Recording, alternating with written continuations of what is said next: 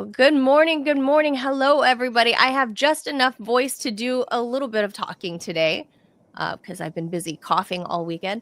I am Manila Chan. That over there is Ted Rall. You're tuned into the Ted Manila Information Show, also known as TMI for short, where we bring you way too much information. Anything from news, politics, lifestyle, culture, fad diets. Today, we're talking about Thanksgiving, what the kids aren't doing, like ditching their parents this year for Thanksgiving, probably. I don't know.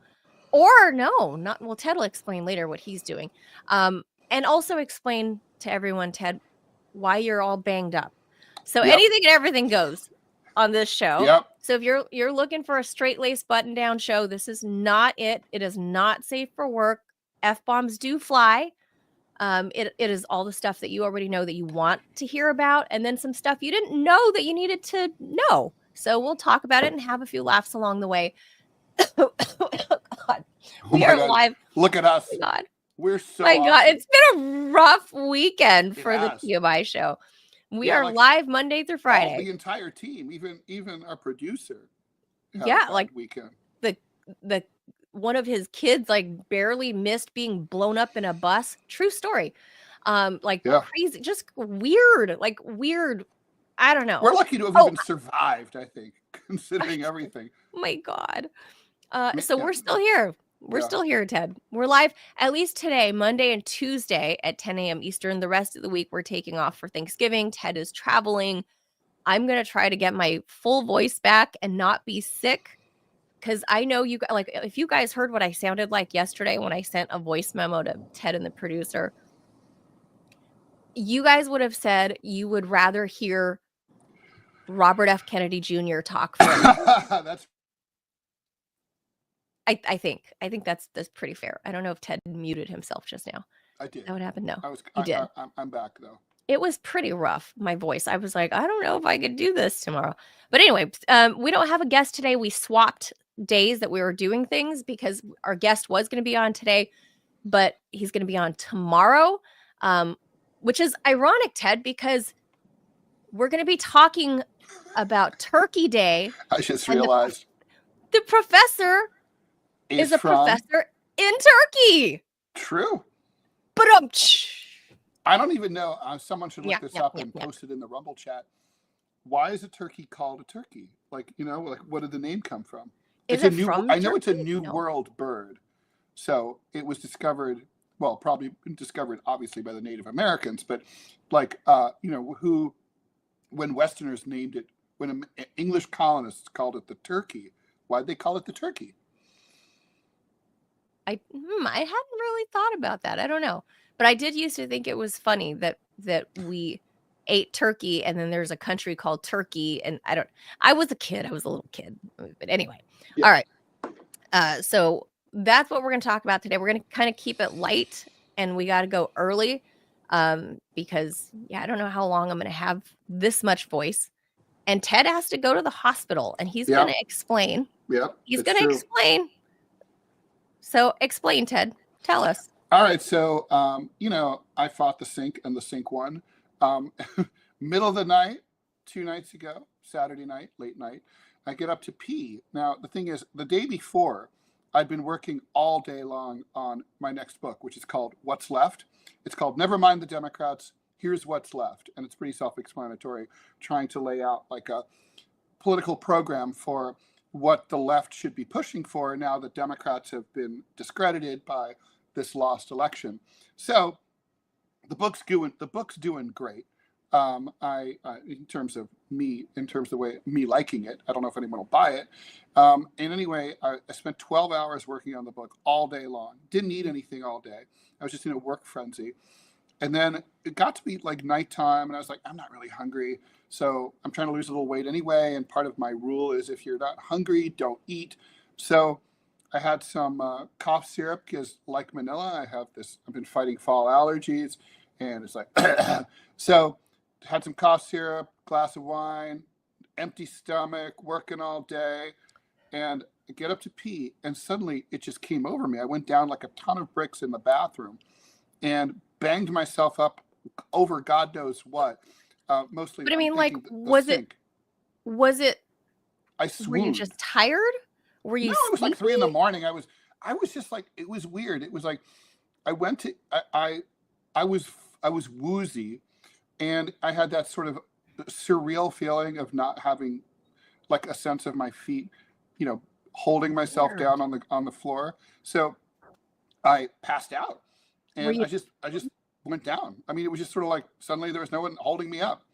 And weird? so I went to urgent care. Obviously, here I am. I mean, I'm not going to show you the inside of my lip, but let Oh, me just tell it's you, pretty gross. it's ugly. Yeah, Manila has seen it. There's a hole in there. There's a hole from like the teeth punching through, Oh, my upper teeth punching through. And anyway, I broke my wrist in, yes, it's the right one, in two places. So, in keeping with my desire to put politics into everything, I get a call from the orthopedist today that they had made an appointment with, and they're like, we don't take your insurance, so if you come in, it's got to be either out of pocket or you can try to find someone else. I'm like, I have a fucking broken wrist. It hurts like a bitch. I don't want to fucking get on the phone and call all over the place because I know my insurance sucks, and say, and like, do you take my insurance? Yes, make an appointment. Then an hour later, no, we don't. And that's the routine. That's what they always do with my shitty oh Obamacare God. insurance.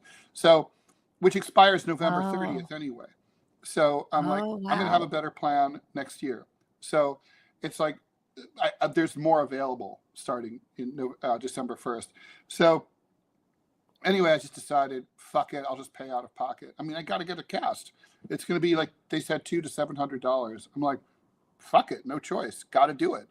So, I mean, I'm a cartoonist, and it's so funny. I called Scott Stantis, my best friend and friend of the Yep. show, a cartoonist also, and he's like, I'm like, so, what do I do? They say I'm not going to be able to draw. He's like laughed. He goes, you're going to draw. He goes, just like I did when I had a dislocated shoulder and shoulder surgery. Oh my You're God. just going to draw. You're just going to do it because it's like breathing. And he's right. He's totally right. So I'm going to like ramp down my schedule. I'm going to have my syndicate send Yeah. out some classic Ralls. So instead of Oh boy. 3 originals a week, no one's going to know the difference. Some of the older ones are better than the new ones, So I'll send out. Yeah, they had a healthy wrist drawing them. Yeah, exactly. That's right. So I have to. So my cartoons for whowhatwhy.org, those have to be original. So I'll do those. So if you notice that they're like not that good, it'll be because of that. Oh God. You can fuck around in Photoshop. Reminds me of there was this cartoonist named Callahan. He was very severely disabled, and he Oh. was a very famous, very successful cartoonist. And he could barely draw, but it didn't matter because his shit was so funny. So it's like, it's not What? about the art. Cartooning's like, trust me, I used to sign cartoonists. I was a talent scout for a major syndicate. Anyone can draw. It's like, it's about the ideas. I mean, drawing is like a monkey can do it. AI can do it. It's about having good writing is like 95% of what makes a Well, good if you cartoon. say so. I don't I know. do say I so. can't draw. I can draw stickmen. That's about it. Well, hey, there's a comic strip called XKCD, very successful. It makes a lot of money for the artist, and it's a stickman cartoon. So, it Oh my confirms my God. point. Shall we do headlines? Wow. Yes. Okay. So that's what's wrong. You guys knew my stuff was brewing since last week, and then it hit me real bad this weekend. And then Ted got hit real bad with the sink. Yeah. So, and Ted is still traveling later this week. Well, if they let me, yeah, tomorrow. If they let me, we'll see what they say. Let you. They better let me. I mean, I'm meeting my son in New Orleans. It's going to be fun. Yeah. God. It's New Orleans. I mean, I'll have the alcohol will be my pain reliever. Yes. I'll be like, give me some of those BVI painkillers, 3 margaritas. Although, wait, that's sort of how I got into this in the first place. So, Oh boy. All right. Let's move on here. Let's hit the jaws and switch gears and get into headlines. All right.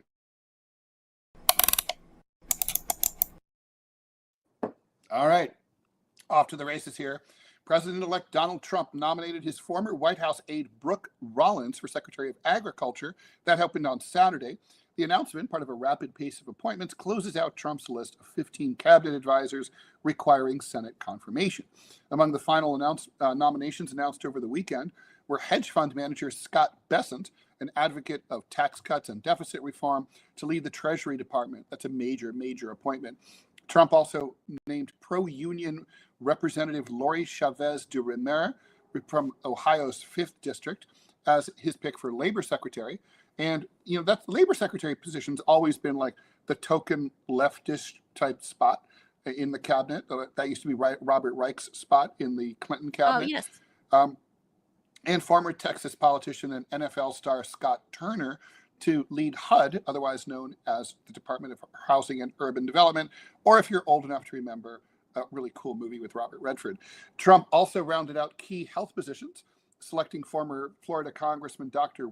Dave Weldon to lead the CDC, the Centers for Disease Control and Prevention, Johns Hopkins professor Dr. Marty Makary to lead the FDA, the Food and Drug Administration, and Fox News contributor Dr. Jeanette Neshawat as Surgeon General. Really? Her? I missed that one. The Surgeon General position is also very kind of like weird because it's like it's like they're like literally a member of the military, right? They wear a military uniform. Yeah, it's very weird. I don't know why. Like, I remember C. Everett Koop. Is that his name? Yeah, that's right. In like this old school, it looked like a Civil War uniform. Yeah, it did. Like sort of like the Marines or. Yeah, I don't know what. The Marines have like the best color uniforms, right? Like that beautiful very striking royal blue. Like that's right. Really They have nice color. They have pretty dress blues. And I remember C. Everett Koop as a youngster, I felt like he was the Surgeon General for a long time, and that's what a Surgeon General is supposed to look like. Was like big burly bearded guy and mutton chops. Yeah, like I don't know, like I just feel like that's what they're supposed to look like. So having Dr. what is her name? Jeanette Neshawat. Yeah, Neshawat. Dr. Jeanette. I'll see if I can find it. Have you ever seen her? I think if it's the right one that I'm thinking of. I feel like Trump is picking some really pretty ladies for jobs because he hates women. What a shocker. Well, whatever Trump is, gay is not one of them. Yes, it is the woman I'm thinking of. Okay, her? hold on. Let me throw this up there Brooke so Rollins. you can see. Yeah, that's right. Brooke Rollins is also a pretty lady. All right. You see that up there? That is Dr. Neshawat. But why it's the She's military? a real doctor. There she is. She's a pretty lady. Yeah, what kind of doctor is she? Do we know? I don't know. I think trauma or something like that. She's been on All right, Fox. so the Surgeon General is the operational head of something called the U.S. Public Health Service Commissioned Corps, the PHS. It's CC, founded back in 1798, and is thus the leading spokesperson for matters of public health in the U.S. They are known as the Office of the Surgeon General. They're part of the Office for the Assistant Secretary for Health. So the Surgeon General. So I'm just like, here it is. Okay. Oh, I'm really good at this shit. Look at me. The Marine uniform. I was right. Yeah. In 1798, Congress established the Marine Hospital Fund, a network of hospitals that cared for sick and disabled seamen.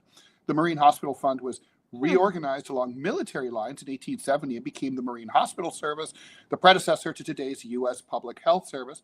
The service became a separate bureau of the Treasury Department. What? With its own staff, blah, blah, blah, and later Surgeon General. Then, after 141 years under Treasury, it came under the Federal Security Agency in 1939. Then it moved over to the Department of Health, Education, and Welfare in 1953, which, of course, morphed into HHS, the Department of Health and Human Services. I remember the Department of Health, Education, and Welfare. Prior to 1970, the Surgeon General used to come out of the career uniformed officers.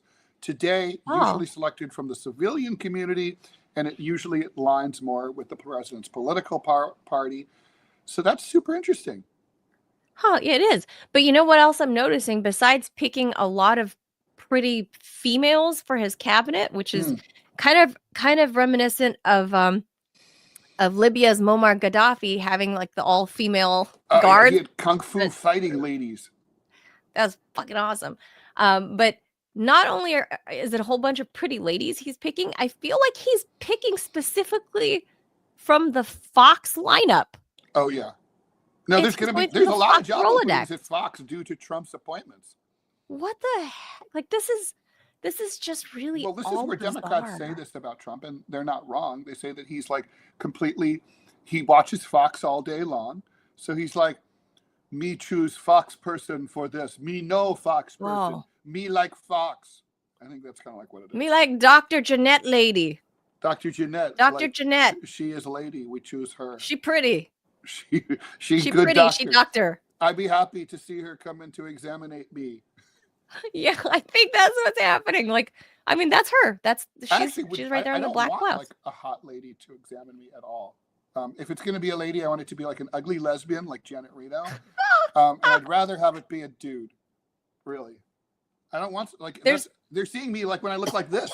Like today, when I go to the orthopedist, I don't want to have some like pretty lady look at me and be like, "Holy shit, look at that ugly dude." I gotta tell you something. So my husband and I joke about this, and ironically, one of my neighbors, she had gone through breast cancer too, and she went to the same doctor, and so we joke with the neighbors as well, is that my breast surgeon from the breast cancer doctor, he happened to be like a mid-50 something, like tall, hot silver fox. Mm-hmm.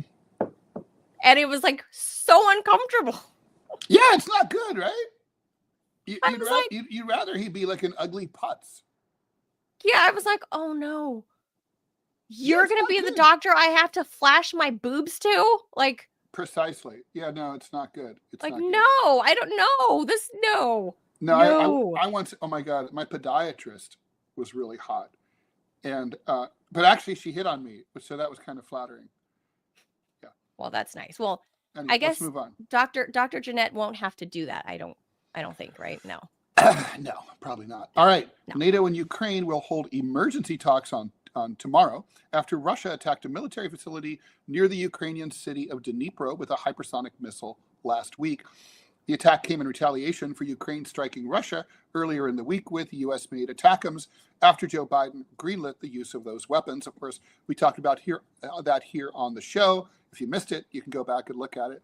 Russian President Vladimir Putin claims Moscow's newly developed Oreshnik missile is unstoppable by Western defense systems, goes 10 times the speed of sound, and that even with conventional warheads, the massive use of the weapon would be comparable in effect to the use of nuclear weapons. Ukrainian President Volodymyr Zelensky described the use of the Oreshnik as a clear and severe escalation after nearly 3 years of war, but it also represents a new threat to continental Europe. Poland's Prime Minister Donald Tusk expressed concern. The war in the East is entering a decisive phase, and we feel that the unknown is approaching, he said. I wouldn't say there's anything unknown about it at all. While Hungary's Prime Minister Viktor Orban, a longstanding pal of Vladimir Putin, said Russia's threat of additional strikes should be taken seriously and warned there will be consequences. We'll be watching how NATO leaders balance bolstering Ukraine's defensives with increasing its offensive capability, given how Putin reacted to long-range strikes. Important words to live by. Don't fuck with Putin. Those 4 words will cause you to live longer. I agree. I don't know when the switch happened, Ted, that everybody, I mean, all US presidents all the way up to Barack Obama, I wouldn't say they were gushing, over President Putin, no. like Bush Jr. was. But generally speaking, they had very respectful and positive things to say in the way of, that he is very deliberate and thoughtful, and he is the adult in the room, and you can rely on him to keep his word. And then all of a sudden, I don't know where and when it happened, but it was like, boom, overnight, he's suddenly a maniacal, crazy person, Hitler, Russian Hitler. Like, I don't know when or how that all happened. Like, it was the memo got put out, and then he was dying of like 50 different cancers. I think he had breast cancer like me too. We might have had the same doctor. Wow. Just everything was wrong with it. It just suddenly, it all just happened one day. And then suddenly he was like evil and awful and crazy, and you can't talk to him, when that's just not That's not true. It's just been evident for the last 25 years that he's been in power, that he has been a very measured counterpart when it comes to foreign policy. And suddenly they're like, yeah, you know what? Let's fuck around with it. Let's fuck with that guy. You know what? He seems like a jackass. Let's just fuck with him. Okay. Let's just say we're moving some We'll wind him up. NATO stuff next door. Let's do that. By the way, it's still amazing to me. Just the other day, I was feuding on social media with a guy who's like, Ukraine didn't threaten Russia. And I'm like, they wanted to join an anti-Russian military alliance along their hundreds of miles of their border. So that if a couple of drunkards get, that was right. It was on the TMI X site, right? And I'm like, you get a couple of drunken border guards start firing at each other, which actually happens all over the former Soviet Union and around the world. It happens with India and China right now in the Himalayas. Yeah, they're bored to death. They're in a remote place. They literally start throwing stones. Yeah, and suddenly it becomes a huge skirmish. Yeah, and then suddenly it's like NATO is like called upon to like launch nuclear weapons against Moscow. I mean, and it's like you don't see how this could be. I don't care what Putin's politics are. It doesn't matter if it was still the Soviet Union. It wouldn't matter if he was a left-wing communist. No one in his position, you, me, Clovis, no one would view this as anything other than a threat. I mean, you just couldn't. Not to mention the history of it. I mean, when the Nazi Germany came into Russia, they came through Ukraine. So you have to be concerned about Ukraine when you're the president of Russia. You just have to. I mean, look at what we did with Cuba when, 90 miles away, they had missiles pointed at us. We freaked out. So, that's and understandably so, although what we never talk about is how that was in retaliation for our missiles pointed at them in Eastern Europe. I don't engage with those NAFO trolls because I think they drank the Kool-Aid and they are not looking at this. They're looking at this as like, if you are pro-Ukraine, then you are pro-America. They're equating the two. It's somehow equivalent. And so by if you're anti-Russia, you are also therefore pro-America. And that's just not the case. And when people are looking at the world in these binary ways, there's no fucking sense in talking to them. So I didn't engage. I wanted to several times because I would have just demolished him. I presume it to him in a way that you didn't do because you're always so nice and polite. But I'll be like, listen, fuckface, like, here, idiot. In case you don't know, here's what happened. But I can't. It gets my blood pressure boiling, and you should not engage with it doesn't serve any purpose. No, they believe what they want. All right. Haiti's government was not amused on Friday after French President Emmanuel Macron was caught on camera calling the island nation's leaders morons for ousting their former prime minister amid escalating gang violence. Macron also blamed Haitians for letting drug trafficking take over, sparking outrage in the former French colony. Comments have led to renewed demands for reparations for payments Haiti made to France back in 1804. The bill was supposed to account for the so-called lost property, including slaves, after the country declared independence. Activists say the payments amounted to over $100 billion when calculated and adjusted for inflation today, and engendered a cycle of perpetual economic and political instability. The activists happen to be, right. Violence has again reached crisis levels. Armed gangs control over 85% of the capital, Port-au-Prince, and have attacked prisons, police stations, and the city's international airport, which was closed for the second time this month after gangs fired at passenger planes. I've flown in. I'm not a wuss. I have flown into airports in Kabul, in Herat, in Mazar-e Sharif. Not a wuss, but I have flown in on. I've flown on a. But you won't go here. This sounds terrifying. This cut off food aid to a population where nearly 6,000 people are starving. That's got to be more than that. And 5.4 million are experiencing crisis levels of hunger. Despite hopes for change, the latest U.S.-backed security mission led by Kenya has failed to stem the violence. At least 108 suspected gang members were killed over a 3-day period last week. And Doctors Without Borders has suspended operations in the country. They're not wusses either. So if they pull out, it's No. bad. The U.S. pushed for a full UN peacekeeping mission at the Security Council last week, but Russia and China opposed the mission.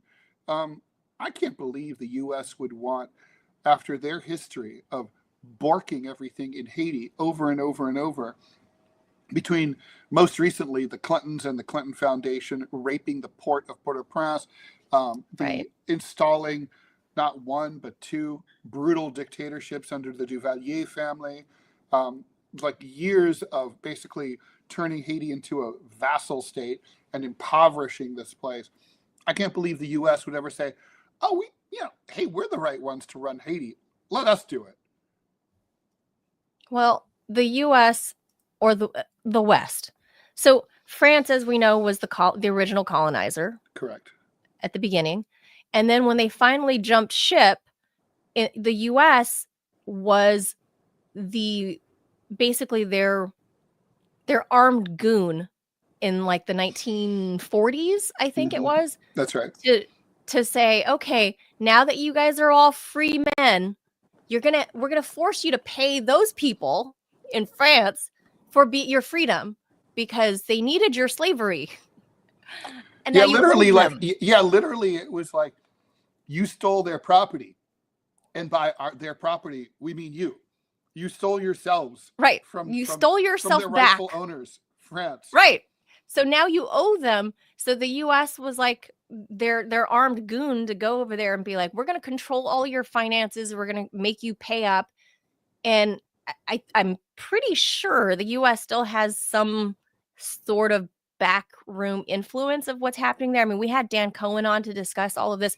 It just seems like whenever the U.S. or these foreign Western countries get involved in Haiti, and granted, they're a Western country, sure, they're in the hemisphere, but I get it. But, industrialized, they're also, let's say, industrialized and English speaking even. They're not even an English speaking country. So whenever the U.S. or like Western industrialized countries get involved in these smaller little countries, it just wreaks havoc. There's never been anything good to come of it. Like I don't know what the answer is to get these people to get to a place of freedom, like not freedom, excuse me, peace.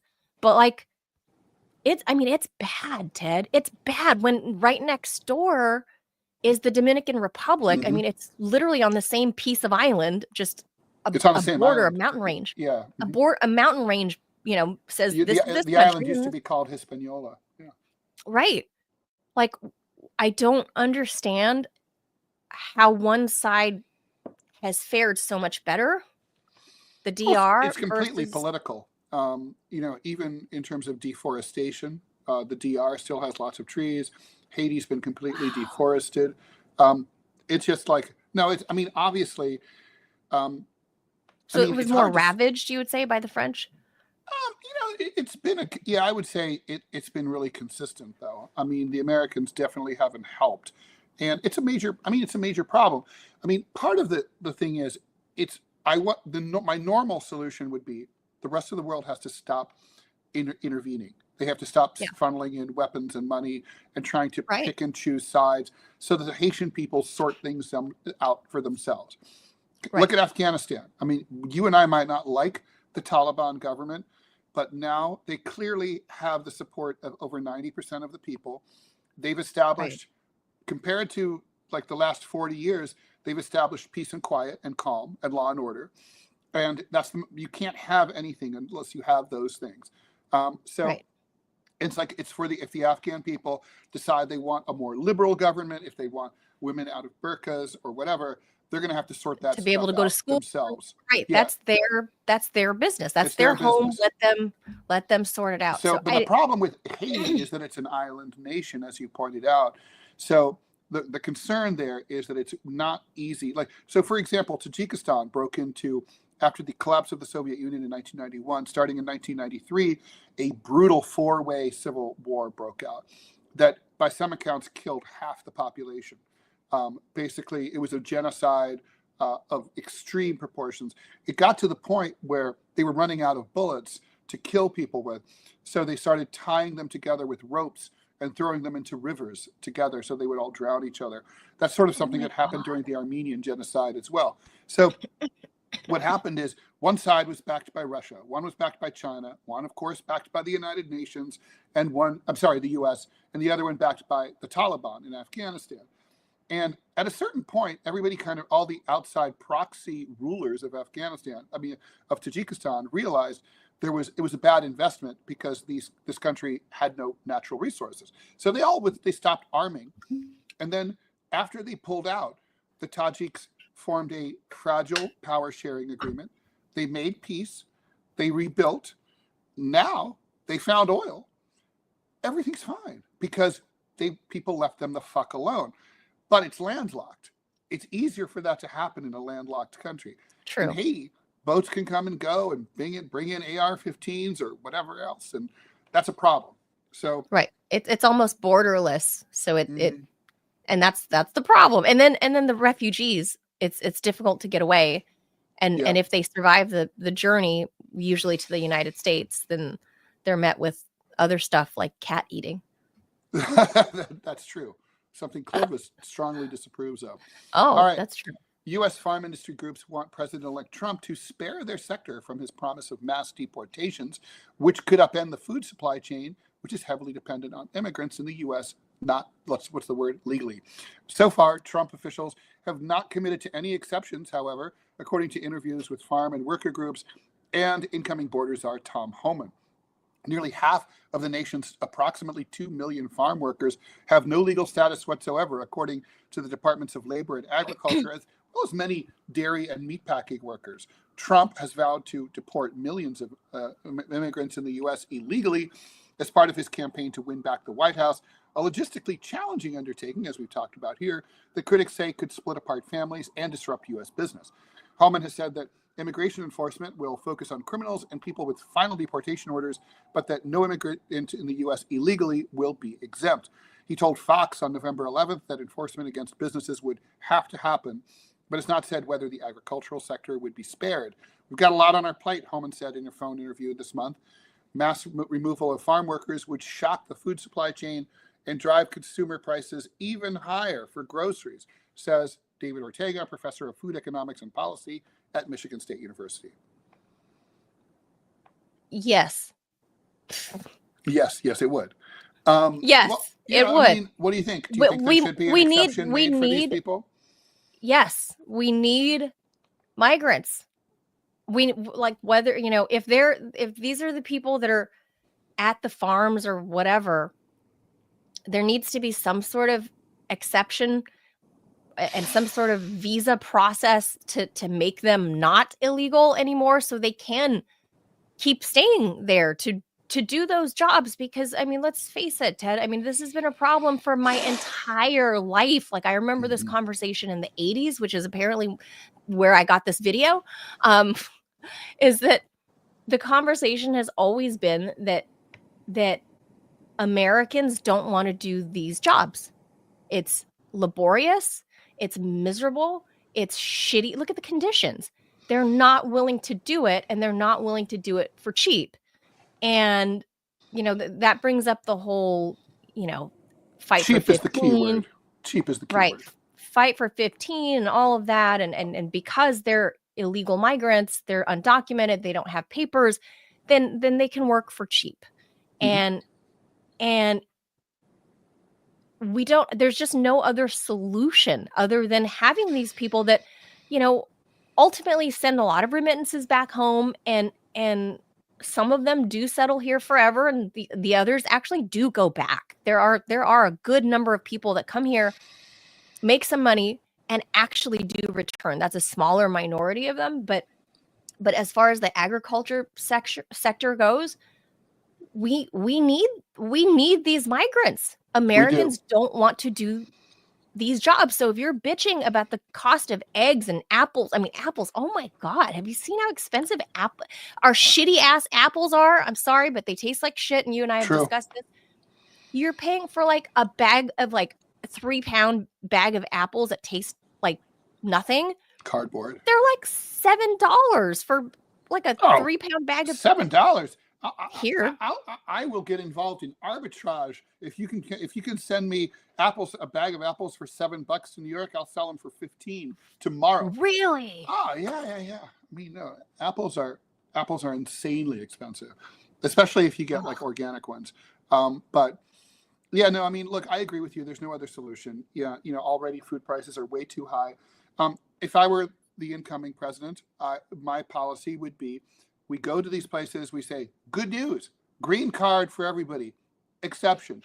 If you are wanted for or committed a serious crime, and I don't mean like a misdemeanor, like a heinous crime. Yeah, rape, murder. We're probably going to deport you. But you have to at least go and like go to trial and and deal with that and see what the outcome is. But that's what I would do. I mean, probably 95% of these people don't have a situation or a problem like that. So they're just hardworking people. I mean, I want them in the system so that if there's another pandemic, they're not scared to come in and get a vaccine.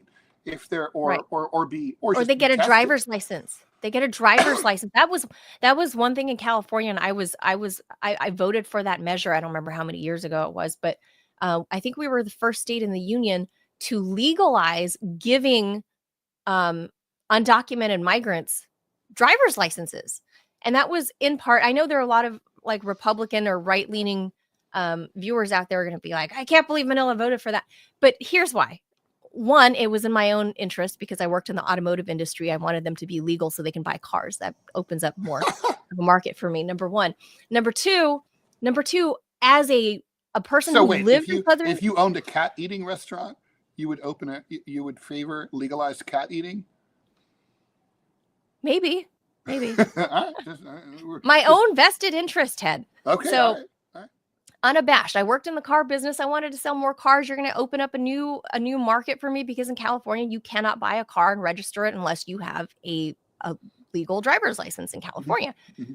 So I wanted them to have driver's licenses for that reason, number one. Number two, as a person, just a resident of Southern California, I can't tell you how many accidents and little shitty bumps and dings and whatever, because there were so many illegal drivers in California, as you might imagine. I mean, we're a border state, and they were afraid to ever say anything or do anything because they would flee the scene. Yeah. So sometimes it was a big accident, sometimes it's little dings and dents, but either way, because they can't get insurance if they don't have a driver's license, and they're not willing to fess up to you that, hey, they dinged your car in the grocery store parking lot.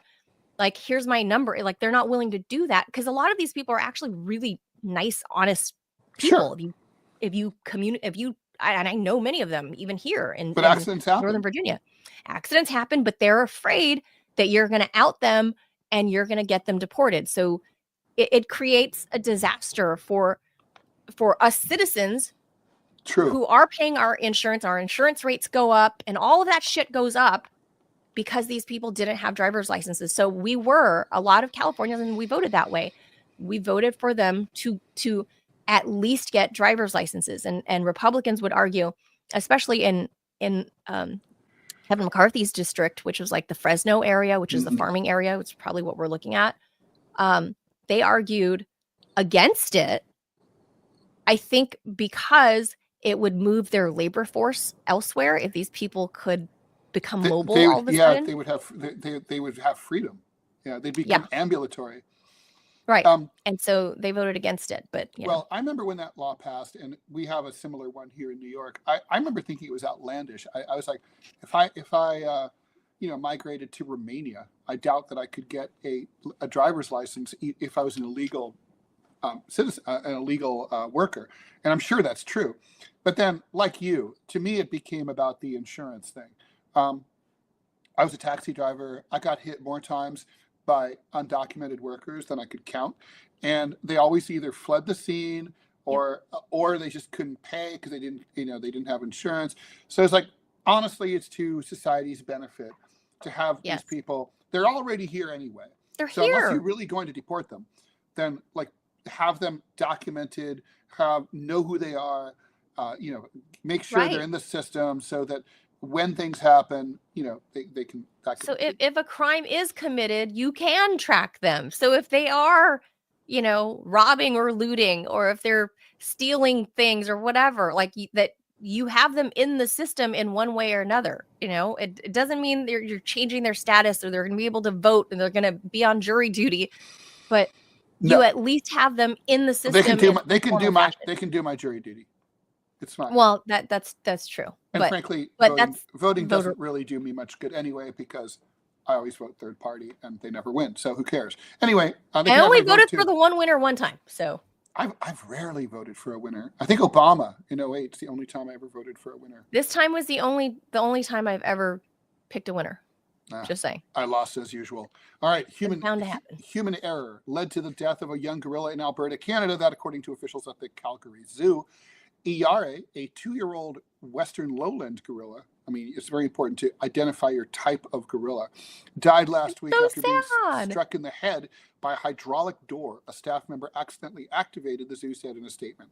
The worker was trying to separate Iare from other members of the gorilla troop for a solo training session. The gorilla died of traumatic head injuries, according to the statement. The staff member involved was immediately removed from the workplace and will be reassigned to another area of the zoo, Barrett said. Look at IRA. Maybe the other area of the zoo will be cleaning gorilla poo. The zoo said it will implement preventive measures, including specialized staff training, like don't push the door button when there's something underneath it, and animal behavioral training so as to avoid another incident like this in the future. It's not the first time an animal has died of something other than natural causes at the zoo. In 2016, although I know someone who her cat tried to get out the door of her apartment and she didn't realize it, and she slammed the door and it killed the cat. Big, heavy metal door. And I've also heard of cats racing to try to make it under the closing garage door and getting smushified. So it can happen. In 2016, also at the zoo, an otter drowned after becoming entangled in an unauthorized pair of pants a zookeeper dropped in its enclosure. Okay. A penguin. What is that? What is that? Who drops trow in the otter enclosure? What is an unauthorized pair of pants? What's an authorized pair of pants? Do they have to be a certain type of dungarees? But why are their pants being dropped into the otter enclosure? Good question. A penguin died in a freak accident when she swallowed a stick in 2013. That's kind of a Darwinian thing. It's like, not all penguins are that smart. And so this one, to improve the gene pool. And in 2009, my favorite animal, I'm not even kidding, a capybara was also accidentally crushed by a hydraulic door. Now, capybaras, they're not that fast. So I kind of wonder how that happened. Oh my God. Look at the gorilla. Oh. The capybara is so cool. The world's largest rodent, can be hundreds of pounds. It's people have them as pets in Texas, Not like I've never everybody, seen one in but person. some people do. Animal Justice, a Canadian nonprofit that advocates for the humane treatment of animals, called for an independent investigation into animal safety and oversight at the Alberta facility. The Calgary Zoo appears to have a higher rate of animal deaths compared to other zoos, and in light of ARA's death, there should be a systemic review of the zoo's operations and practices, conducted transparently by the government or another outside party, said Camille Lubchuk, the nonprofit's executive director. The Calgary Zoo rebutted the assertion that they have a higher rate of deaths compared to other zoos, saying that they adhere to operational standards and have upheld accreditation by the Association of Zoos and Aquariums Independent Accreditation Commission since 1978. Well, if they have the imprimatur of the Association of Zoos and Aquariums Independent Accreditation Commission, whoa, well, we got to just back off, man. Well, I feel like there's a simple solution, Ted. No zoos to these doors. Oh, because look at this little baby manual gorilla. Doors? That's awful. No. Oh, or you just put a sensor. Yeah. Mm-hmm. Put a sensor on there. Yeah, like when I had a house, like elevators, right? My garage door had to be replaced, and when the company came out to do it, they informed me that there was a new law in New York that had been passed subsequent to the last installation, and it has to have a sensor at the bottom of the door so that like a kid or an animal or whatever walks through, it stops. And I got to tell you, that's a really good idea. Sensor is the way. That's all you need is just install a sensor door on these, come on. That would work. Look at the baby gorilla. No, it's very sad. Poor ARA. It is sad. Like, that's so sad. Like, have you ever you've seen gorillas like up close at the zoo, right, Ted? Yeah, of course. Have you ever locked eyes with one? Yeah, it's kind of eerie. It's eerie, yeah. It's because they're 99%. They're almost the same as we are. Yeah. Yes, I've like locked eyes with like one sad silverback Bonobos gorilla. Theoretically, can reproduce with human beings. I mean, Oh my God. Chimpanzees are 99.4% DNA is exactly the same.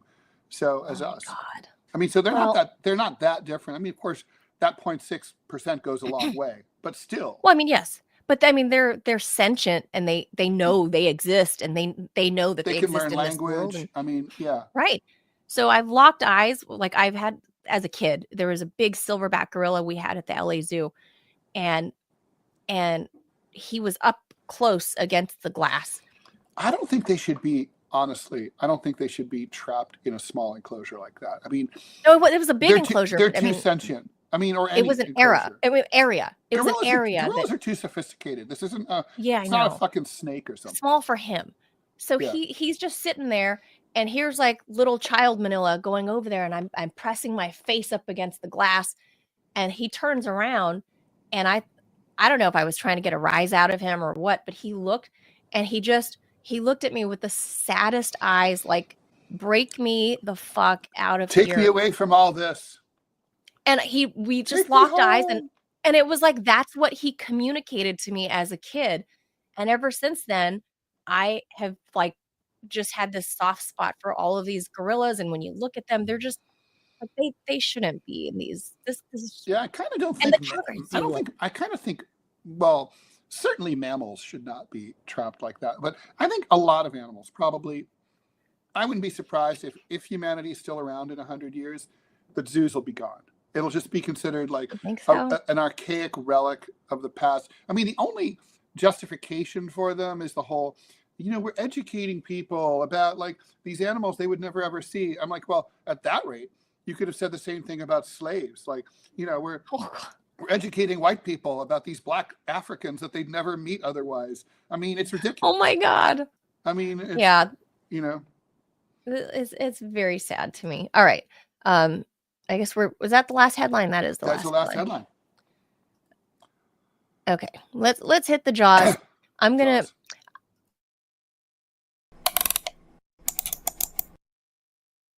So I'm gonna let you close up the show with why you hate Thanksgiving and my rebuttal. But real quick, I want to present everybody with I don't know if we're gonna call this a murder mystery, Ted, or people love this stuff, right? Like on podcasts and whatever. But there's like this real weird missing woman story coming out of LAX, and I'm since I don't have much of a voice to talk about it, I'm gonna put this up on the screen and let Channel 7 News back home that I used to watch, ABC back home. Oh, is that the one with Trisha Toyota? I think do you remember Trisha Toyota? There was an amazing song by the Dickies called "I'm Stuck in a Pagoda" with Trisha Toyota. I don't remember. Maybe. But so look, this is my local news station was "It's Al Shuttlecotty News." I was like, that has absolutely the best name in local news, Al Shuttlecotty. Channel 7 That's News some back serious home. German shit. Yeah. Our weather guy was Dallas Raines. Oh, that's awesome. Yeah, Dallas Raines. I wonder if it was a real name. I don't know, but he was super like. Was he Native American? Tanned? No, his name was Dallas Raines, and he was the weatherman. He had big white teeth and tanned hair and like slick back Gavin Newsom hair. Awesome. Like that. Okay, look, here's this weird story, and then I'll tell you the update after this, which just happened. The rest of the story. Yeah, this is weird. So I want to know what everybody else thinks. Oh no, it's loading an ad. Oh man, don't load an ad. That's annoying. It was playing for me just a moment ago. Of So do you course want it me to? was. As of this Oh, morning, there it still goes. no sign of a woman who went missing after landing for a layover at LAX. As many of you begin Thanksgiving travel this week, Eyewitness News reporter Tim Caputo has the message from the woman's family. What was supposed to be a short layover at LAX for Hana Kobayashi has turned into a week-long nightmare for her family and friends. Last Friday, Kobayashi left her home in Maui, headed to New York City for a fun fall getaway. But after landing at LAX, the 29-year-old never got on her connecting flight. A surprising misstep considering how much Kobayashi travels. She's been to Europe, Japan, so it's not like, but it's just never happened like where she's not in touch with anybody. Ryan Kobayashi, Hana's father, flew in from Hawaii to help look for her. Of course, they tried her phone first, but her father says Hana started sending odd text messages to family members, mentioning a spiritual awakening, apologizing for the craziness, and then the most bizarre text, simply writing, "was definitely intercepted."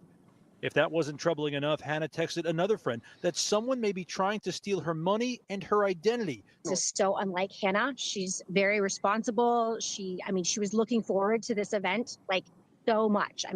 She had a hotel room booked. That was a couple of $1,000s. The tickets for the event was a couple of $100s. But then a possible clue to Hana's whereabouts in a seemingly random photo posted to her Instagram account last weekend.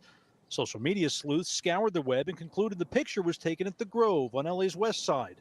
Then in a separate unrelated YouTube video about an event at the Grove last weekend, a woman briefly walks into frame. The family says that's Hana. But the video and the post do little to explain why she never continued on to New York or whether she's in danger, only adding more unsettling, unanswered questions for her loved ones. Family members say they filed a missing persons report with both LAPD as well as the LAX Police Department, but they're also taking matters into their own hands. They're here in Los Angeles looking for answers and searching for Hana. We're just hoping that she's safe. Wow. Okay, so That is that. absolutely fascinating. Okay, isn't that bizarre? So she's not like a novice traveler. And she doesn't have, And obviously, she doesn't suffer from mental illness. no, but then her text messages to her family said weird stuff using vernacular she doesn't normally use. And here's the weirdest part that happened this weekend, Ted. We saw her dad giving that interview to Eyewitness News. Her dad turned up dead this weekend. No at fucking LAX. way. Yeah. Stop. What the fuck? Wait, he turned Like- up dead. Wait, how? At When? LAX at the parking garage. What? What's the cause of death? So they don't know yet. So I'll read it to you. It says, after he flew out himself to help with the search, Ryan Kobayashi, 58, was found dead at the bottom of a car park at LAX airport at approximately 4 a.m. on Sunday, according to NBC Los Angeles. Though a coroner confirmed the father's death, the official cause has not yet been confirmed. He had been searching for his daughter for almost 2 weeks and was reportedly seen on Friday handing out flyers to Los Angeles residents asking for any information on his daughter. Following his death, the Kobayashi family released a statement saying the Kobayashi family endured a devastating tragedy today. After tirelessly searching throughout Los Angeles for 13 days, Hannah's father, Ryan Kobayashi, tragically took his own life. Oh. This loss has compounded the family's suffering immeasurably. But how do they know that Well, presumably they talk to the LAPD, right? I mean, so the LAPD, the cops will talk to the family, and they don't need an official cause of death, which you can only get from the coroner's office. The police will say, well, here's what we think happened, right? But this is just so Parking garage, I'm weird. assuming maybe carbon monoxide poisoning, right? Like in your own car or whatever. No, you can't. You could, the parking garage. I mean, you've been to LAX, Ted. There's the parking. You Many can't times. die of carbon monoxide poisoning in your car Sure, there you can. unless If you you're run a piping it tube, if you back run a in. tube from your Yeah, you'd have to exhaust pipe into it your back car. in. Yeah. But they found him on the bottom floor. But that doesn't make sense. If he's out there searching for his daughter and there's she's appearing on people are looking through their, videos of Los Angeles and she's like a passerby, then her dad should have hope that she's alive. Why would he kill himself? I mean, obviously, fuck if I know. I mean, look, obviously I'm kind of like first starting. I'm going linearly you know, what happened to her. Well, I mean, obviously what happened to her is one of two things, right? I mean, Like, either, where's Hannah? yeah, where's Hannah? So where's Hannah? Well, first of all, she's obviously in LA metro area, right? Or she was. So either she was kidnapped or otherwise like inspired to go somewhere else, or I'd be curious about her romantic life. I wonder if like maybe she was meeting a guy or something like that, and she decided like Oh. she ran off and like Oh, had one like more a thing. fling, because that's happened with these disappeared One more weird persons. tidbit. Yeah. So the flight that was booked from Maui to LAX Hmm. to layover and then fly to New York City, Yeah. the flights were purchased by her ex-boyfriend, who was also on the flight. But they sat, because they broke up. They were supposed to go on this trip together, but they broke up. So they apparently changed seats or something. And he was on the flight, but he made the connection. She didn't. What? And he's in New York City. He's Well, in New York right now. so obviously he's a person of interest. You know, I'm sure. I mean, I'd be And now surprised Dad if is the police dead? I'd be shocked if the police weren't reaching out to her. Now, this is absolutely amazing. I have no idea what happened to her. But obviously, I would say you can't ignore the boyfriend factor. You know, I mean, maybe Weird. he did something bad to her. You know, maybe the father got a sense that his daughter's not okay and decided to kill himself because he was so sad about it and couldn't handle it. Maybe they got mixed into something that we can't even imagine here, mixed up in something involving crime or organized crime or something. The boyfriend was responsible somehow. I mean, you know, idea. there's a lot of possible narratives here. I'm just like, What's your I'm guess just putting this out there. if you had to I put have none. if you had to put $10,000 down Oh, on a God. betting table, is she alive I or don't dead? know. Alive. Okay, well, I hope so. And I think she's alive. And that Dad if he took his own life, which I don't even think he did. I think there's foul play there. well, and then where the fuck is she? And like, And I think there could be, I mean, I don't know. People snap and you know, in California, do you know how many, you know, the missing white woman stories there are in California Mhm. that they stage their own abductions and they run Yeah. away and Mhm. whatever, and then 6 months later they turn back up. Yeah, Right? sometimes after having like a wild fling, they just Yes. they just kind of wanted some me time. Right. And it peters out and then they reappear and their husband and their kids are there, you know, like, but this is, I don't know, this is something really weird. So I thought it's something worth, you know, water cooler Oh, talk. Totally fascinating. This Yeah, is well, super we'll weird continue story. to follow this story and see Yeah. what happens. So now I just wanted to share that with you because it was just fucking weird and I don't have any idea. Like, it's just one of these, this is gonna be, Ted, eventually it's gonna be one of those Netflix things. Oh, 100%. No question about it. Yeah. Like pretty mixed race Asian girl from Maui disappears, you know, ex-boyfriend on the plane. And it just, Dad This is killed. yeah, it's like what's her name? Like it's like Gone Girl, right? It's like that. Yes. She's suddenly like lost in the She's abyss of Gone Los Girl. Angeles. Like weird. Mhm. Yeah. Okay. All right. Let's do. Well, with all the cameras everywhere. I mean, like, do you remember how they know. caught the Boston Marathon bombers? The two brothers. They basically remember. fed in facial recognition software into all the cameras in Metro Boston, and they just sat. The Boston PD sat and the FBI sat in this big control room, and basically every time like one of the millions of cameras in Metro Boston, like at an ATM, at a traffic intersection, picked them up. It's like boom. They could literally follow them, like moving Right. across Boston, and that's how they triangulated their position. I mean, obviously, I'm assuming her phone's no longer functioning, but if her face pops up anywhere, you know, it's gonna know. It's There's just cameras super all over weird. LA. I mean, Oh obviously, yeah. this is not rural Idaho, you know. And then there's always people doing selfies and taking videos, and if people notice something's gonna pop up, and it's just very weird. And I feel like this is one of these Netflix movies waiting to happen, and it No already is question. tragic. It's already tragic. Dad, only 58. Bye-bye. Well, Don't you think she would have appeared by now? Unless there's something. especially if she heard about her dad. Well, I mean, it just happened.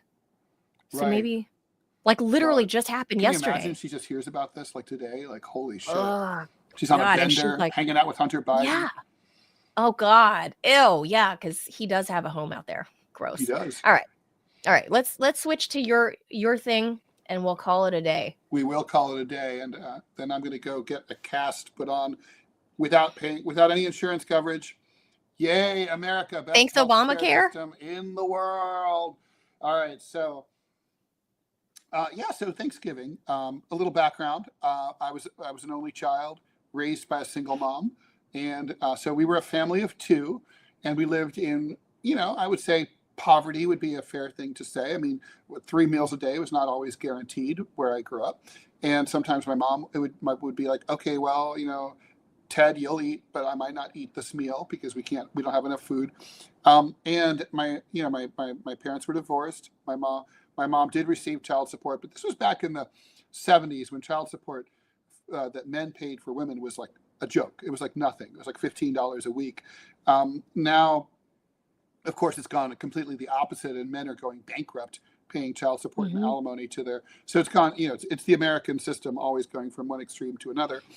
But this is one of those extremes. I remember never really caring much for Thanksgiving because first there was a jealousy factor. I'd see all the cars line up at the normal families across the street in Kettering, Ohio, like with 15 cars and everybody's happy. But I can't when I finally was no longer in that situation, I kind of realized that Thanksgiving kind of objectively sucks. First of all, it's in late November, when in most of the country, including where I've always lived, the Northeast, the weather sucks always. I mean, it's like cold and rainy.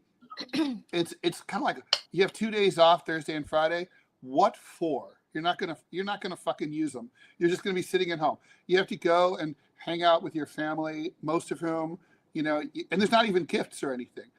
You don't really like, most people don't really like their remote relatives. Otherwise, they would hang out with them all throughout the year. And so it's kind of like this miserable experience for everybody. You're traveling these vast distances to sit in someone's suburban house. You're not going like to the beach or anywhere fun. You're just sitting there in some boring ass fucking house eating terrible food. And that's the worst part. The fucking food sucks. And people are always like, oh, the food's so great. Like, I love cranberry sauce. Well, the polls show that that's a lie. Various polls have been taken over the years about Thanksgiving food. Cranberry sauce is always first place as the most disliked Thanksgiving food. And for anybody who doesn't believe me, consider this. Nobody eats cranberry sauce 364 days a year or 365 during leap year. Nobody eats cranberry sauce, right? Why? Because it's gross and it sucks. And then there's all these other foods that people barely ever eat, like sweet potatoes or yams. They're like, again, those are like number 2 most despised Thanksgiving food. Then there's something called green bean casserole. Disgusting. And casserole, as a rule, is disgusting. All casseroles will be banned under a Rall administration, as will cranberry sauce. And it'll be part of, my public health, Make America Happy Again kind of protocol. And turkey. People are like, oh, I love turkey. It's like, no, you don't. I mean, some people, I will give it to them. Some people do like turkey the rest of the year. People do eat turkey sandwiches, but not very many. It's like turkey sandwiches aren't up there with hamburgers or pizza. I mean, it's not a big popular choice. I mean, it's like number 17. You know what I mean? Like, it's just like, it's gross. So to me, the only time I can ever handle Thanksgiving is like if there's alt food, like ham. I like me some ham. Ham's good. If it's someone who's like, oh, let's go to a chops place and get steak. All right, I can handle that too. The only traditional food that I really like is either apple pie or pumpkin pie for Thanksgiving. It's pie. Pie is good. Pie is sweet. Gotta like pie. But, you're sitting there like eating all this stuff. It tastes awful. The worst Thanksgiving I ever had in my life. My ex-wife dragged me to a restaurant, a high-end restaurant that served Native American food. It was at Lincoln Center. And, it was literally like Native. After I ate there, I was like, are we sure the white people killed them and it wasn't just their food? I mean, it was so bad, so awful. The place lasted 2 months and closed down. It was just sort of like so bland. It was so Thanksgiving is also politically a horrible thing. It's like, oh, the whole legend of Thanksgiving is the Pilgrims were starving. And so breaking bread. You have these insane, uptight British refugees, religious fanatics, right-wingers, who are so uptight, stick up the ass, religious fanatics that they couldn't get along with the British. Okay. And so they came over here to basically steal all the locals' stuff and rape their women and stuff. And then it's like naively and foolishly, the natives in this particular region of eastern Massachusetts took them in and fed them. They should have killed them immediately upon arrival, and they wouldn't have lost their entire North American continent. But anyway, it's sort of like the seal for New York City, if you ever look at it, is that the Manhattan Indians shaking hands with, it's a Manhattan Indian shaking hands with like a pilgrim. And it's like, it's that $22 bead deal, right? It's the biggest, it's so appropriate because it's the first real estate deal in New York City. And like all the rest of them, it's a fucking ripoff, right? So here you have, we're commemorating basically. I'm enjoying this, by the way. These scam artists, these assholes who came over here and we're saying like, oh, isn't that nice of the Native Americans? I guess it's nice. It was nice. Where are they now? Oh, right. They're all dead because the ingrates, maybe it was the food. Maybe they thought the food was so bad. The turkey sucked so bad. They're like, we're going to kill our Native American hosts. Maybe that was what it was. If so, that's maybe somewhat understandable. But like, it was. They gave them smallpox for Thanksgiving. Oh my God. Yeah. Well, yeah, there's that too. And so, I mean, the whole thing, and then there's the whole idea, like, we all have to be grateful for Thanksgiving. Like, no, if you have cancer and you're sleeping on the street, you don't owe anyone any. Oh, I'm so happy I have this grate and not another Subway grate to sleep on. This one's the best Subway grate on my street. Oh my God. No. It's like there's a lot of people who have no reason to be thankful. The pressure is stupid. And then, so there was something else I was planning to rant about here, but basically that's it.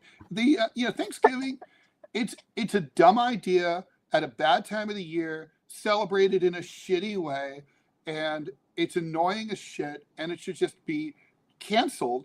And let's take those 2 days and put them at another time of the year when people might actually want to travel, and establish some better traditions that celebrate something that we should celebrate instead of the genocide of the Native Americans.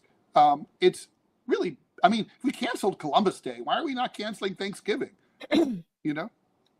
Okay. Not to mention, it's a Christian holiday, and that's also in a secular country. We shouldn't have Christian holidays. All right, I'm done. Is Thanksgiving a Christian holiday though? Well, not really. I mean, but it's got the trappings of Christianity all over it. Yeah, trappings, schmappings. Okay, so I'm gonna call you a gloomy Gus, and I'm not even a big like holiday person or any like nothing. Like actually, Halloween is probably my favorite holiday. But now that I'm a mom, like maybe Christmas because you see the kiddo and they light up and whatever, but with presents. But so Thanksgiving for me, as the first American born in my family, right?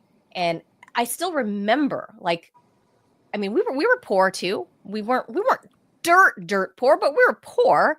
But I remember we would scrape together everything we could, and this is the early 1980s, and we had like 10 of us in a 1,600 square foot ranch style home. Cozy. In Los Angeles, right? Like there's, it's like my mom, my parents, my mom's younger siblings, my grandparents, they're all, and here's little me. So I had a big family, and I always remember, it's the 1980s and the Thanksgiving Day parade. And so for me, it was like it was even though I was the only child at the time, my stupid brother didn't come along until I was like 7. So I had all the glory for 7 years.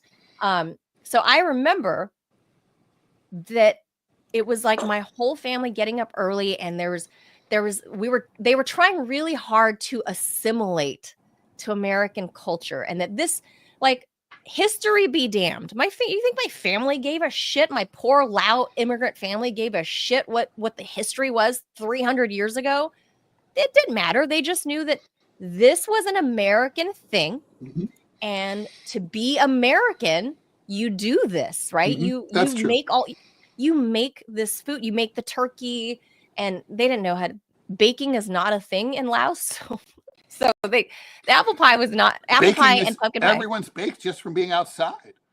It's California, man. Like, we don't bake. So okay, so they would buy those at the store because they didn't know how to bake, but they would try to make turkey, and then of course they would make other foods like Chinese and Lao food, right? So in my childhood, like, Thanksgiving was never plain old Americana Thanksgiving like what we're looking at here. There were the hallmarks of typical Thanksgiving: turkey, mashed potatoes, which were really easy for them to learn to make, pre-internet days, right? They had to, we're talking about poor immigrants trying to be Americanized and be part of society. So for me, when I look at it, this was like our big thing where everyone pitched in and everyone gathered together that day. Relatives from, other immigrant families would come, and it was just like a big thing at my house, because I have a family of chefs. My mom was a chef. Like, I mean, she's retired now, but like, I have a family of cooks, right? So they knew how to jazz things up. So after they tried American turkey once or twice, they were like, this fucking sucks. Like, this is bland. Yay! Like, Yeah, they're not stupid. I've eaten Laotian food. Laotian food's good. They jazzed it up. They're like, you know what? We're not doing this plain American turkey shit. We're gonna, like, my late aunt, who just passed away a couple of years ago, she came up with her own recipe of like this butter orange soy sauce glazed turkey. And it was so delicious. I took that recipe with me when I lived in Dubai, and I brought Thanksgiving with me. And this is circa 2008, right? Where Dubai was still, the Burj Al Arab was yet to be completed, or Burj Khalifa, whatever it's called now. It was still being built, and Americans were this novelty. And I remember, my friends, I exposed my friends to American Thanksgiving. And because I worked in media, it was pretty easy to, talk about it back then in the magazines, on the radio, and suddenly it became a thing. It's it's a thing there now in Dubai, American Thanksgiving. And I like to think it was me and a couple of my little American expat friends that brought it with us. And for us, it was just an excuse as expats, for us to celebrate together, even though we couldn't be home with our families, where we missed our families, but we're a group of expats together, and we're going to be grateful for what we have. And yeah, it's not perfect, but this is great. And here's our potluck, and let's do this together. And it was never, this, back growing up, as well as like in my adulthood, I've never had just plain old white Americana Thanksgiving. I've always, remember, I grew up butterball turkey. Yeah, no. I grew up in a Mexican community in the East LA area. So there's like tacos where I'm at. There's churros where I'm at. Great. There's real food. So, but I also love yams and sweet potatoes and stuff like that. That food is also indigenous to Lao culture.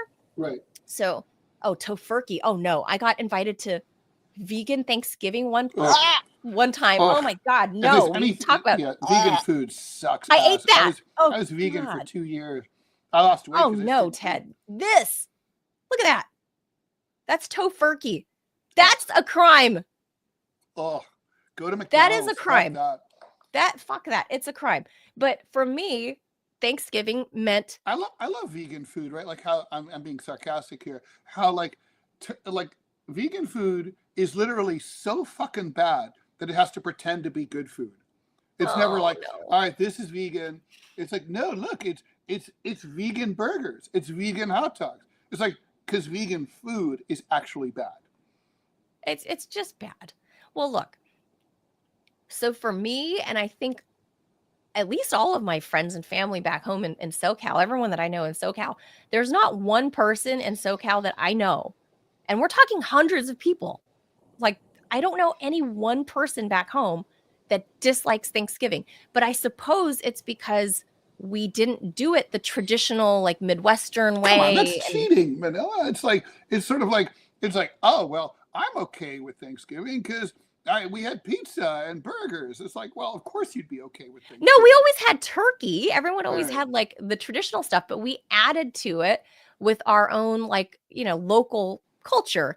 And in my case, it was influenced by Mexican culture and my family culture of Lao culture. So we had like this grand, like, we didn't eat like this regularly, but that one time per year we did. And it was like this smorgasbord of just food everywhere, and everybody's just fat and bellies full, and everybody's like passing out all around the house, and kids are playing together. So for me, that's like what Thanksgiving looks like in my memory. So I have a very different like idea or memory of what Thanksgiving looks like than you have, because I had a big family. Right. We were poor also, but we had a big family. My mom was one of 7 kids. Yeah, it kind of sucks when there's only 2 of you. I mean, and I don't want to be unfair. Later on in life, I've been invited to Thanksgiving with other people, and it helps. And did you like them? Yes, I liked them. A big like Thanksgiving party? But the food sucked. The food always sucked. Was it white people food? It was white people food. Although, you know, my ex was Asian. I assume she still is. And so she, you know, and that food sucked too. It was all the same. It was like they were doing it white style. Oh, they were trying to mimic. Yeah. Oh, Well, they're just doing the traditional American thing. I can understand why, because it's an American holiday. You're like, it's not like Christmas, which doesn't really have a prescribed diet. I mean, there are traditional foods served at Christmas time in the United States, but I wouldn't go so far as to say there isn't Christmas food in the same way that there's Thanksgiving food. Right. Thanksgiving is a holiday revolving around food. There are specific foods you're food. supposed to eat at Thanksgiving, and that's specific. And I actually like green bean casserole, Ted, because to me that was an exotic food. Oh, it's an exotic food, all right. So is clothes as cat poos wrapped in a toast. Like, it's not like, to me, eating white American food was like, ooh, like, wow, macaroni and cheese. Well, mac and cheese is great. If you had mac and cheese, because I was eating like pho. Yeah. Oh, and the other thing that I used to hate about this, and I hope this is not the case, it's like I would sort of pass the plate, be like, I'm not really into this, and people like, Ted, take it, eat more, grab it, take it. And I was just like, fuck off. Like, food bullies. I mean, I hope people don't still do that. Oh, we didn't know. See, I never had that kind of like formal, you know, Thanksgiving. Like we always did our Thanksgiving sort of like buffet style, where everybody just kind of goes and serves themselves. No one bothers you that way. Yeah, then you just kind of pick what you want and slap on whatever. So for me, Thanksgiving was always like just a great federal holiday off to have everybody get together, adults and children. Everybody's fat and jolly and passed out because of the tryptophan in the turkey. And then you can always like coax your parents into giving you money for the ice cream man when he comes by, because they're like high on turkey. Ice cream man? There's no ice cream man in late November unless you live in California. I'm from California. Okay, so you guys that's are my weird. memory. Like, you guys are so weird. Like, you have like Christmas trees like all decorated outside your house, and it's 74 degrees out. Like, what? I used to go to the beach like as an adult on Christmas Day. I used to take my dog to the beach. Ted Rall rule. You're not allowed to have Christmas trees in front of your house in any climate where it has not snowed in the previous 365 days. Oh my God. we in California, I love that look, if Gavin Newsom didn't ruin this wonderful state, I would still say this is the best state in the union because we got flavor, we got style, we kind of do our own thing. Like, if it hadn't gone so far crazy under Gavin Newsom and the prices of everything have gone through the roof in the last 10 years, and if he hadn't ruined the whole state, I would still stand by right now saying that California is the best damn state in the union because of the way we celebrate our holidays and we're so relaxed about everything. We're like, no, like, oh yeah, you guys are so relaxed when you're shooting at each other in a road rage incident. That fucker. Yeah, but that's a little road rage, Ted. Come on. No one does road rage like Californians. But you know what? It teaches you not to box people in, right, on the freeway and speed up or move over, asshole. If you drive like a wuss, you're going to get cut off by someone, and that person's going to be named Ted Rall. Yeah. That's how it is in California. Outside of that, we're pretty chill, and our culture in California is just very different. It has changed in the past 10 years. I don't know what. That's a good question, though. Like, what would be the best state in the country? Like, let's just say to live. Like, let's just say you were sentenced by a court. You have to live in the same state for the next 10 years. What would it be? I mean, I have to think long and hard about that. I mean, I can rule out a lot of states. Like, it's not going to be Oklahoma. But well, I mean, it has to be a punishment. No. California's not a punishment. You can choose your punishment. So you make it easy on yourself. How would you make it? What you choose? What state you're going to live in? Well, California, like I said, I would defend to the hilt. It has got the best weather. Sure, we're dry. We don't really have any water, and we have brownouts and stuff. Like, sure, but that's now. Race riots, wildfires, earthquakes. I'm talking about California of the 80s, 90s, and early 2000s before Gavin Newsom got there. LA riots, early 90s. I know, I was there for it. And the city has since healed. So look, we've got the best weather, the best food. We've got mountains, we've got desert, we've got I think the best food might be here in New York. I don't know. Because we've got it all. LA's pretty awesome. And there are restaurants in California that are Thanksgiving themed, Ted. God, well, that's not a plus at all. I don't know, but people, I do like a turkey sandwich. I do like, I don't know. There are a lot of people in California actually like it. So I don't know where you read that survey that all these people hate Thanksgiving food. They do. Yeah, no. The truth is, when people are in the privacy between them and their priest or their pollster, they tell the truth. And the truth is, Americans do not like these foods. I mean, come on. Like cranberry sauce. Have you ever seen it served any other day of the year? Not served, but I used it on turkey sandwiches because it tastes good. Ugh, gross. Not always, but I mean, like sometimes I want that Thanksgiving. We're looking for. I want that Thanksgiving flavor in my mouth. Oh, God, no. I really don't like turkey. I eat mash and gravy all the time. Give me a steak sandwich anytime. Steak sandwich with mash and gravy, horseradish and cheese. You don't like mash and gravy? Really? Yeah. I mean, I like a baked potato with like lots of sour cream and chives and butter. Yeah. See, I eat elements of Thanksgiving food all year round. I have stuffing. Like I make stuffing a couple times a year. So it's terrible. The gravy is usually bad. And we're like, taste the gravy, Ted. It's so good. And you're like, Biscuits. I am being treated really well by the Islamic State of Iraq and Syria. Love it here. Biscuits? So you don't like biscuits? Biscuits and gravy? What? Biscuits? You don't like biscuits? Yeah, like buttermilk biscuits? Yeah, biscuits can be really good with butter, not with gravy. Fuck gravy. Really? Yeah, gravy sucks. Ted. See, okay. I think the gravy's always too sweet. If you could get me a savory, like I'm against, and I know as an Asian person you're going to hate this. I'm against all sweet and savory combinations. Like I believe in the strict segregation of the food Blasphemy. races. So all salty things should be with salty things. No. Sweet is only for dessert. There should be No, no you sweet. get the umami and the tangy and the sweet all together. No, like definitely give Oh me my God. all that stuff separate. Like I don't like that sweet, hot and sour, sweet sour soup. Like no, Like I That's want it the white separate. person palate, Ted.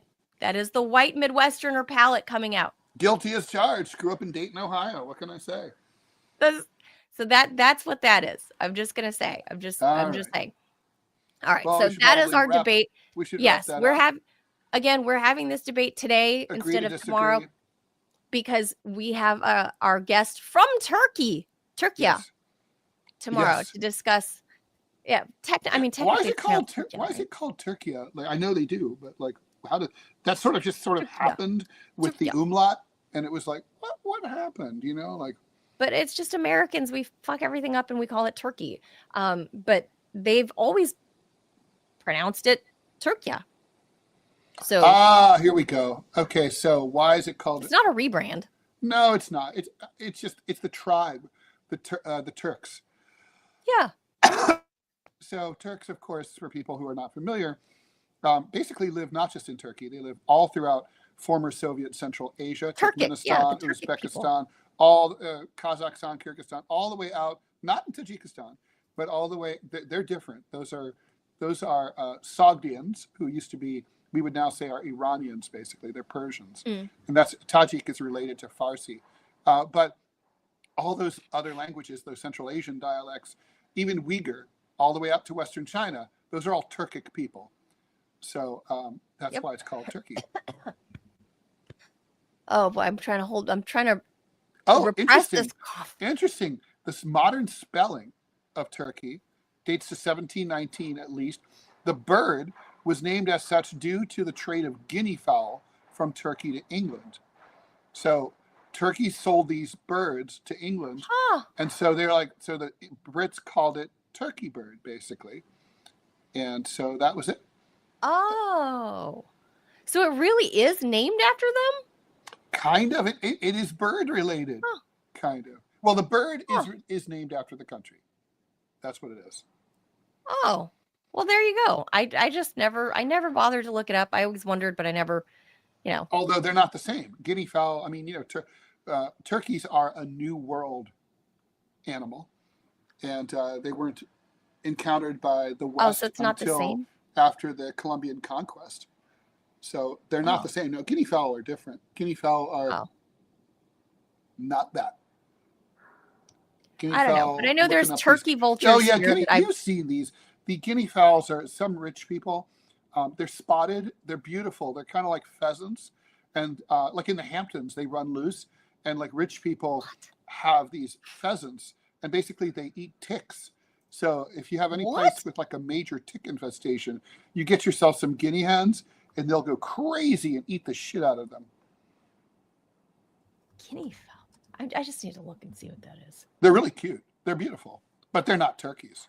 At all. Hold on. I just got to put this up there in case anybody's wondering. Yeah, there they are. This? That's it. Yeah. That's a guinea fowl. Look and they're not a turkey. Well, obviously they're not cute. They're ugly. That's not a turkey, obviously. Well, they're related to buzzards. That's why their heads look like that. Those are ugly birds, in my opinion. I think they're cute. I would wear their silly. feathers on a hat. Well, that's an option, I'm sure. I do like the print of their feathers. The feathers are really cool. Yeah. Okay, but those are ugly birds. But anyway, okay, so we got to the bottom of that. All right. Ted hates Thanksgiving. I love Thanksgiving. I'm not, I shouldn't say love.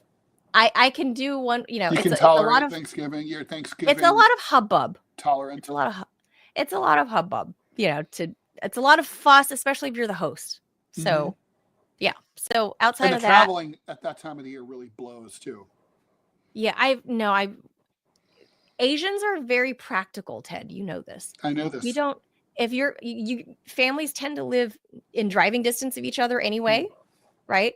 So nobody really flies in. So for us, it wasn't really a thing. But I know that white Americans did that. And so that always baffled us. We're like, oh God, So-and-so must not love their mother. They moved 3,000 miles away from their mom. Yeah, you'll get no argument from me.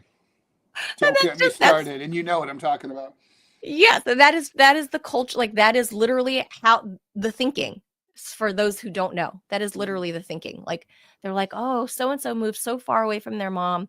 They must not love them. Oh, no, I'm trying to hold back this cough. All right. Oh my God. All right, let's wrap it up before we die. That's going to do it for us. Thank you guys for having reset my bone. I'm so scared. I have to admit. Oh my God, Ted. That's I heard that hurts like a bitch. Well, I think those will just get better. I know, but maybe they you might need a stitch. You guys haven't seen what I saw on the inside. You can't really stitch the inside of your mouth because it's all wet and shit. It just looks bad. But anyway, we're having fun today, and tomorrow will be more serious. Back to the usual misery tomorrow. Back to, yes, having fun on a Monday. Usually it's Monday misery because there's Monday. Surprisingly, no, yeah, today is Monday. But Ted, surprisingly, it wasn't like the worst weekend in news. Surprisingly, no, that's true. It's like true. It was like a relatively quiet news weekend. So that's nice. So I'm happy. I'm happy that panned out. So, all right, guys, that's going to do it for us. We will see you back here tomorrow. So make sure you guys hit the subscribe button on YouTube and on Rumble. The follow. If you do that on Rumble, the subscribe button on the bottom of the chat will get you to be a $5 a month monthly subscriber, so we can keep doing this show for you if you guys are enjoying what you're watching, and us keeping you company during the mornings, and find out some new information along the way. So you can support us that way by being a $5 a month subscriber. If you are watching on YouTube, all you have to do is help us grow our community and grow our numbers and get us to the monetization bar. I guess it's like 500 and then 1,000. So help us get there, so we can actually, make a living doing this. So please do share. If you're not in the position to do that, just share us and help us grow that community, guys. Thank you so much. Thank you, Putinbot Gaming, for hanging out in the chat and keeping the spammers out of there. Make sure you guys check out that channel as well and support, a little indie gaming channel here on Rumble and YouTube. So please go support that channel. Thank you, guys. We will see you back here tomorrow. Last day of the week for us here. Yes, last day of the week. And then we are off Wednesday, Thursday, Friday, because Ted is traveling. Yeah, I'm traveling. And, I need to get back to fighting speed. Good goodness. Me too. I'm hoping that, I'm okay for Thanksgiving. All right, guys. Thank you for being here. We will see you mañana. Adios, amigos. Bye, everyone.